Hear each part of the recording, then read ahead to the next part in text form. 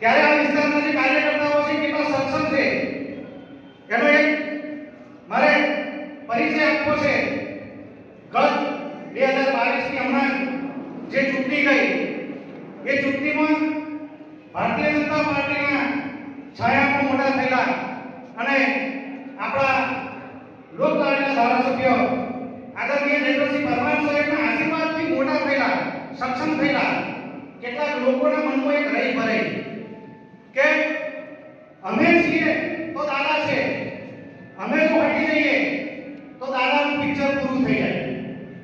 અને એ રહી ભેગી થઈના કારણે એક અલગ મોરચો ઊભો કર્યો અને એવો માહોલ કર્યો કે આ વખતે પાડી દેવા છે. પણ સાહેબ અહીં બેઠેલા એક કાર્યકર્તાઓ પોતાના બૂથ ઉપર એટલા મક્કમ રહ્યા, એટલા અડગ રહ્યા કે એ જે લોકો કબરકામીઓ અને બીજી વાતો લઈને નીકળ્યા હતા એ લોકોને સાહેબ ચૂંટણીના પરિણામનો એવો જવાબ આપ્યો. આજે એ લોકો સુનિયા ચડતા નથી. આ એ કાર્યકર્તાઓ છે જે કાર્યકર્તાઓ ભારતીય જનતા પાર્ટીને વરેલા છે, ભારતીય જનતા પાર્ટી સાથે કમિટેડ થયેલા કાર્યકર્તાઓ છે. એટલે આ કાર્યકર્તાઓ વતી આજે તમને આશ્વાસન આપીએ છે, વિશ્વાસ આપીએ છે. કાલે કદાચ કોઈ આવીને તમને આગેવાની વાત કરે, સહેજે ચિંતા ના કરતા. પરિણામનું આ વિસ્તાર અને હાલોલ વિધાનસભા એક સાઈડ નિકાલવાની છે ભારતીય જનતા પાર્ટીનો.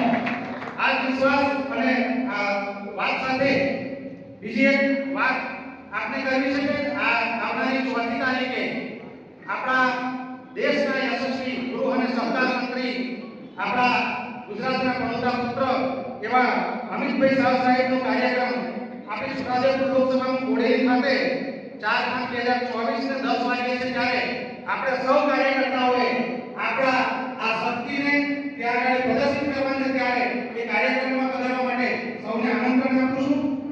આજના આ ચૂંટણી પ્રચારની મીટિંગમાં ઉપસ્થિત આપણા સૌના લોકલાડીલા ઉમેદવાર આદરણીય જશુભાઈ રાઠવા સાહેબ, આપણા વિસ્તારની આપણા નાના કાર્યકરની ચિંતા કરતા આપણા આદરણીય ધારાસભ્ય શ્રી જયદ્રથસિંહ પરમાર સાહેબ, રાજ્યસભાના સાંસદ નારાયણભાઈ રાઠવા સાહેબ, આપણા સંગઠનને આ વિસ્તારને સતત માર્ગદર્શન કરતા અને સતત એમના માર્ગદર્શનની નીચે કામ કરી રહ્યા છે આપણા જિલ્લા ભારતીય જનતા પાર્ટીના મહામંત્રી